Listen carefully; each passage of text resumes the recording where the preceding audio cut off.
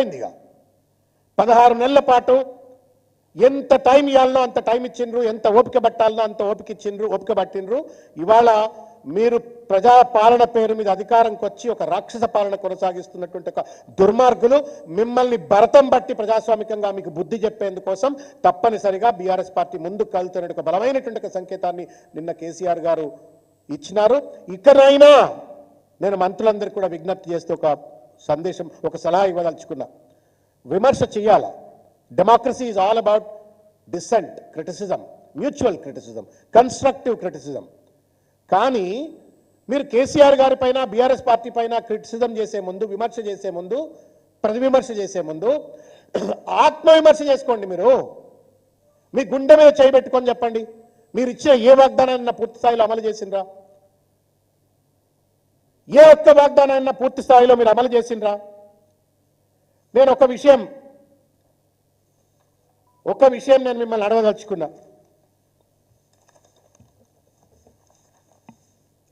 ఇది మీరు manifesto, Congress party ఇచ్చినటువంటి ఒక మేనిఫెస్టో 2023 ఎన్నికల్లో 420 వాగ్దానాలు, అనేక డిక్లరేషన్స్. గుండె మీద చేయబెట్టుకొని చెప్పాలా. పొన్నం ప్రభాకర్ కానీ, పొంగులేటి శ్రీనివాసరెడ్డి కానీ, సీతక్క కానీ నిన్న మాట్లాడిన వాళ్ళందరూ కూడా గుండె మీద చేయబెట్టుకొని చెప్పండి, ఈ 6 గ్యారంటీస్ అమలైందా?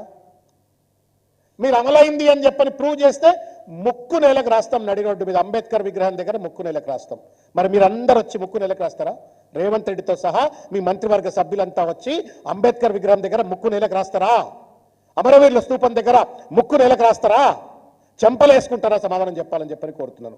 మీరు చేసినట్టుగా రుజువు చేస్తే ఈ 6 గ్యారంటీలు, నేను మీడియా మిత్రులను అడుగుతున్నా, 100 రోజుల్లో చేస్తామన్నారు కదా.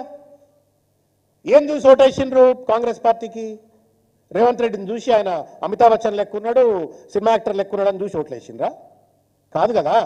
మీరు ఇన్ని వాగ్దానాలు చేసినారు, ఇన్ని గ్యారంటీలు ఇచ్చినారు. అది కూడా రాహుల్ గాంధీ, ప్రియాంక గాంధీ, మల్లికార్జున్ ఖర్గే, సిద్దిరామయ్య, దేశంలో ఉన్నటువంటి కాంగ్రెస్ పార్టీకి సంబంధించిన అనేక మంది పెద్ద పెద్ద నాయకులందరినీ పట్టుకొచ్చి మీరు డిక్లరేషన్లు చేయిస్తారు, వాగ్దానాలు చేయిస్తారు, మేనిఫెస్టోలు రిలీజ్ చేస్తే మీరన్న మాటను ఆఖరికి బాండ్ పేపర్ మీద సంతకాలు పెట్టి ప్రజలను మభ్య పెడితే ప్రజలు నమ్మి ఇంత పెద్ద ఎత్తున మోసం చేస్తారా అని చెప్పని సంశయించకుండా వాళ్ళు మీకు ఓట్లేస్తే మీరు ఇవాళ ఇచ్చిన వాగ్దానాన్ని అమలు చేయకుండా, ఇచ్చిన వాగ్దానాన్ని అమలు చేయమన్నట్టుగా కేసీఆర్ గారి పైన ఇవాళ దుమ్మెత్తిపోస్తా ఉన్నారు. దుర్మార్గమైనటువంటి రీతిలో బీఆర్ఎస్ పార్టీ పైన దాడి చేస్తా ఉన్నారు.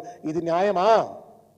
ఇందులో ఒక్కటైనా మీరు ఇందులో 6 గ్యారంటీలు, మహాలక్ష్మి, ఆర్టీసీ బస్సుల ప్రయాణం అని పెట్టిండ్రు, ఆర్టీసీని తుంగలో దొక్కుతున్నారు. సిగలు పట్టుకొని ఆడోళ్ళు కొట్లాడుకునేటువంటి పరిస్థితి కల్పించే విధంగా బస్సుల సంఖ్య తగ్గించింది. మీరు ఉచిత బస్సు అని చెప్పని బస్సుల సంఖ్య తగ్గిస్తారండి ఎవడన్నా?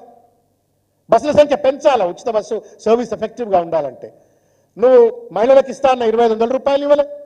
500 గ్యాస్ సిలిండర్ దాదాపు 50-60 లక్షల మంది మహిళలకు ఇవ్వాలా, సగానికి కూడా ఇవ్వలే నువ్వు. ఎక్కడ కౌలు రైతులకు 15,000 రూపాయలను అది ఇవ్వలేను. వ్యవసాయ కూలీలకు 12,000 రూపాయలను అది ఇవ్వలేను.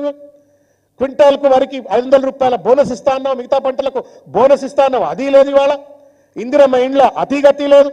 యువ వికాసం పేరు మీద 5 లక్షల విద్యా భరోసా కార్డులు అన్నారు. తర్వాత చేయుత పేరు మీద వృద్ధులకు, వితంతువులకు, మిగతా వాళ్ళందరికీ 4,000 రూపాయల పెన్షన్లు. ఏమైంది రేవంత్ రెడ్డి? ఇది అడగొద్దా ప్రజలు? చెప్పు. అడిగితే మమ్మల్ని అడుగుతారా అని చెప్పారంటే మీరేమన్నా పైనుంచి ఊడిపడరా? మీరేమన్నా మీకేమన్నా ప్రత్యేకమైన లైసెన్స్ వచ్చిందా? అంబేద్కర్ రాజ్యాంగం ఉందా, అనుమల రాజ్యాంగం ఉందా తెలంగాణలో? మేము అంబేద్కర్ రాజ్యాంగాన్ని నమ్ముతాం. అంబేద్కర్ రాజ్యాంగాన్ని నమ్ముతాం కాబట్టి మేము ప్రశ్నిస్తాం. ఇచ్చిన వాగ్దానాన్ని అమలు చేయమని ప్రశ్నించేట హక్కు మాకు అంబేద్కర్ కల్పించిండు, అంబేద్కర్ రాజ్యాంగం కల్పించింది. కానీ అనుమల రాజ్యాంగం తెలంగాణలో ఏముంటుందంటే ప్రశ్నలు జాంతానై హైడ్రా పేరు మీద బుల్డోజర్లు పెట్టి నరికిస్తా, చంపుతా, లేకపోతే ఇండ్ల మీద బుల్డోజర్లతో దాడి చేస్తా, చెట్లను నరుకుతా, జీవాలను చంపుతా, ప్రశ్నించే వాళ్ళను జైళ్లలో పెడతా అనేది అనుమల రాజ్యాంగం. నువ్వు అనుమల రాజ్యాంగం చేసినా, రేవంత్ రాజ్యాంగం చేసినా, మేము అంబేద్కర్ నమ్ముకున్నోడిని, భారత రాజ్యాంగాన్ని నమ్ముకున్నోడిని, కేసీఆర్ గారి నాయకత్వంలో మిమ్మల్ని ఎక్కడికక్కడ నిలదీస్తామనే ఒక విషయాన్ని దయచేసి గుర్తుపెట్టుకోవాలని చెప్పని తెలియజేస్తా ఉన్నాను. నేను గమ్మత్ పొంగులేటి ఏమైనా మాట్లాడిండు అంటే నేను ఏమన్నా అనుకుంటా. సీతక్క మాజీ నక్సలైట్, మాజీ నక్సలైట్. కొంత ఆమె అంటే గౌరవంగా కూడా మేము అందరం వ్యవహరిస్తాం. హక్కుల కోసం పోరాడినటువంటి ఒక త్యాగశీలి కదా అని చెప్పని ఆ పట్ల కొంత గౌరవంగా ఉంటాం. ఆమెన్న ఏమైనా పద్ధతిగా రెస్పాండ్ అవుతుంది అంటే ఎవరండి భారతదేశంలో ఒక్కడే ఒక నాయకుడి వాళ్ళ దమ్మున్న నాయకుడి వాళ్ళ దమ్మున్నటువంటి ఒక నాయకుడు కేసీఆర్ గారు నిన్న ఆ 25 లక్షల మంది సభలో కర్రెగుట్ట కావచ్చు, కగారు కావచ్చు, ఇటువంటి ఒక ప్రాంతాలలో నక్సలైట్లు ఊచకోతకు గురిగా పడతా ఉన్నారు. వాళ్ళ ప్రజాస్వామిక హక్కులు కాపాడే విధంగా వాళ్లతో శాంతి చర్చలు జరపవలసిన అవసరం ఉంది అని చెప్పని ఆశ్వాసన తెలియజేసినటువంటి ఒక బలమైన దమ్మున్నటువంటి ఒక ఏకైక నాయకుడి వాళ్ళ భారతదేశంలో ఒక ప్రజాస్వామ్య 2 సార్లు ముఖ్యమంత్రిగా ఉండి కేంద్ర మంత్రిగా ఉన్న నాయకుడు లేచి నిలబడి మాట్లాడితే ఒక మాజీ నక్సలైట్గా అరే పెద్ద మనిషి ఇంత పెద్ద ఆశ్వాసన ఇచ్చిండు అని చెప్పని కృతజ్ఞత చెప్పాల్సింది పోయి ఆయన పైన నోరెట్లా పెట్టుకుని ఏదో రేవంత్ రెడ్డి చెప్పిండు కదా అని, ఆయన కడుపు నొప్పి లేచింది కదా అని, కేసీఆర్ తిట్టలేదని అలిగిండు కదా అని చెప్పని ఆయనను బుజ్జగించడం కోసం కేసీఆర్ గారి పైన దాడి చేసే ప్రయత్నం చేస్తే ఎంతవరకు న్యాయమమ్మా? ఎంతవరకు న్యాయమమ్మా? మీరు ఇచ్చిన వాగ్దానాలు మీరు అమలు చేయకపోతే అడగొద్దా అమ్మా? అడగొద్దా అమ్మా? పొంగులేటంటే వ్యాపారస్తుడు, ఆయన ఏమన్నా మాట్లాడతాడు. నువ్వు నాయకురాలివి కదా, హక్కుల పోరాటం చేసిన దానివి, సాయుధ పోరాటం చేసిన దానివి, ఉద్యమాల్లో ఉన్నదానివి, ప్రజల స్ఫూర్తిని, ప్రజల ఆకాంక్షలను, ప్రజల బాధలను అర్థం చేసుకునేటువంటి ఒక సోయి లేదా అమ్మా? మీరు కూడా ఈ ఉరవడిలో మూసలో పడిపోయి కేసీఆర్ గారి పైన దాడి చేస్తే, కనీస కృతజ్ఞత లేకుండా దాడి చేస్తే న్యాయమా సీతక్క అని చెప్పని నేను ఈ సందర్భంగా ప్రశ్నిస్తా ఉన్నాను. ఇకపోతే మాటికి తెలంగాణ ఇచ్చినాం, బ్రిటిష్ వాడు కూడా తెలంగాణ భారతదేశానికి స్వాతంత్రం ఇచ్చిపోయిండు, ఇచ్చిండు కాబట్టి పొగుడుకుంటా కూర్చుంటావా? తప్పు చేస్తే తప్పు అంటాం, నువ్వు వాళ్ళు తప్పు చేస్తున్నావు. నేను కొన్ని విషయాలు సూటిగా అడగదలుచుకున్నాను రేవంత్ రెడ్డి గారిని కావచ్చు, ఈ మంత్రివర్గ సభ్యుల్ని కావచ్చు. కేసీఆర్ గారు నిన్న అంత పెద్ద సభలో పెద్ద మనిషి, ఆయన తెలంగాణకే పెద్ద ఆయన, బీఆర్ఎస్కే పెద్ద ఆయన కాదు, ఇవాళ తెలంగాణకే పెద్ద ఆయన.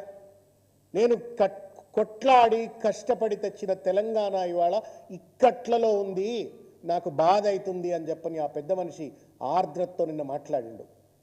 ఆ ఆర్ద్రత వెనక ఉన్నటువంటి ఒక ప్రజల పట్ల ఉన్న ప్రేమ, తెలంగాణ పట్ల ఉన్న సోయి, తెలంగాణ ప్రజల అభ్యున్నతి కోసం ఆయన తండ్లాటను అర్థం చేసుకోలేకుండా ప్రెస్ మీట్ పెట్టి ఆయన పైన దాడి చేసే ప్రయత్నం చేయటం న్యాయమా?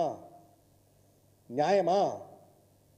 నేను సూటిగా అడుగుతా ఉన్నాను. ఆయన బాధ అంతా ఒకటే, స్టెబిలైజ్ అయినటువంటి ఒక తెలంగాణ, దాన్ని ఇవాళ డీస్టెబిలైజ్ చేస్తూ ఉన్నారు మీరు. ఇవాళ ఒక అభివృద్ధి పథంలో ఉన్నటువంటి ఒక తెలంగాణను తిరోగమనం వైపు మీరు నెడతా ఉన్నారు ఇవాళ అని చెప్పని పెద్ద మనిషి బాధపడతా ఉన్నాడు. తెలంగాణ తెచ్చిన పెద్ద ఆయన బాధపడతా ఉన్నాడు.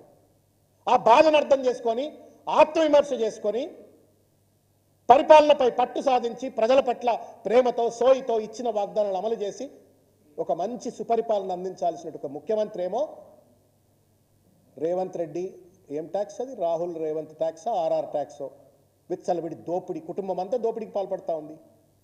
ఈ దోపిడీ చేస్తామని అధికారంలోకి వచ్చినారా మీరు? రాజ్యాంగాన్ని కూని చేస్తామని అధికారంలోకి వచ్చినారా మీరు? సూటిగా 2-3 ప్రశ్నలు అడిగినారు కేసీఆర్ గారు. ఏం పెద్ద మనిషిగా మాట్లాడినాడు. ఈ ఇంటికి పెద్ద ఆయన ఎట్లా అడుగుతాడో రాష్ట్రానికి పెద్ద ఆయనగా అడిగినాడు. చెప్పండి, రియల్ ఎస్టేట్ వాల్యూ ఎందుకు తగ్గిపోయింది? పొంగులేటి సమాధానం చెప్పవా? రెవెన్యూ మంత్రి కదా నువ్వు, చెప్పు, సమాధానం చెప్పు. రియల్ ఎస్టేట్ వాల్యూ ఎందుకు పడిపోయింది? ఎందుకు తెలంగాణ చుట్టూ ఉన్నటువంటి అన్ని రాష్ట్రాలలో రియల్ ఎస్టేట్ వాల్యూ పెరుగుతుంది, తెలంగాణలో అప్పటిదాకా అత్యంత అద్భుతమైనటువంటి ఒక రీతిలో ఉన్నటువంటి ఒక రియల్ ఎస్టేట్ రంగం, దాని చుట్టూ ఉన్నటువంటి ఒక పరిసర రంగాలన్నీ కూడా అద్భుతంగా అభివృద్ధి చెందుతున్నట్టు ఒక సెక్టర్ ఎందుకు నాశనమైంది? తదనుగా తెలంగాణ ఆర్థికంగా ఎందుకు కుదేలైంది? సమాధానం చెప్పు పొంగులేటి, రెవెన్యూ మినిస్టర్ కదా. దానికి సమాధానం చెప్పకుండా కేసీఆర్ గారి పైన దాడి చేయటం ఎంతవరకు న్యాయం? నేను ఒకటే అడుగుతా ఉన్నాను. కేసీఆర్ గారు రైతు వ్యవసాయాన్ని స్టెబిలైజ్ చేసి పడేసినారు కంప్లీట్గా. ఈ స్టెబిలైజ్ దట్ సెక్టర్. ఈ రాష్ట్రంలో ఉన్నటువంటి 70% మంది రైతాంగం కడుపులో సల్లగదలకుండా శాంతంగా ప్రశాంతంగా రాష్ట్ర అభివృద్ధి కోసం తోడ్పడే విధంగా ఒక ప్రొడక్టివ్ ఎంటర్ప్రైజెస్గా రైతులను తీర్చిదిద్దే విధంగా వాళ్లకు స్వాంతన కల్పిస్తూ రైతు బంధు కావచ్చు, రైతు బీమా కావచ్చు, లేకపోతే ఎంఎస్పీస్ కావచ్చు, లేకపోతే పండించిన పంటను కొనటం కావచ్చు, రైతు రుణమాఫీ కావచ్చు, ఇవన్నీ చేసి అద్భుతంగా ఇరిగేషన్ ఇచ్చి, వాటర్ ఫెసిలిటీ ఇచ్చి కావచ్చు, ఇవన్నీ చేసి అద్భుతంగా దాన్ని స్టెబిలైజ్ చేస్తే